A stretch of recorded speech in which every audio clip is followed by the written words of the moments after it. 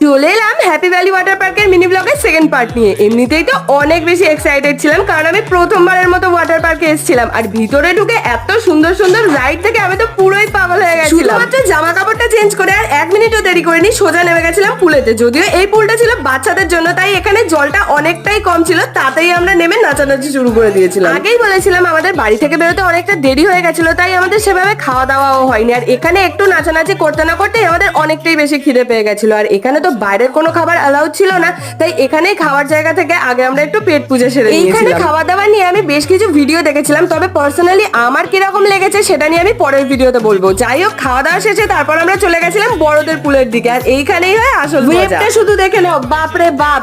এইসব ছেড়ে তারপর আমরা চলে গেছিলাম রাইড চড়তে, কিন্তু রাইড একটা চড়েই আমাদের হালাত খারাপ হয়ে গেছিল, তাই পুল থেকে উঠে চলে গেছিলাম ড্রাই পার্কের দিকে। আর তোমাদেরও যদি ভিডিও ভালো লাগে থাকে লাইক শেয়ার সাবস্ক্রাইব করে দিও। নেক্সট পার্ট কিন্তু অবশ্যই আসবে। ওকে, বাই।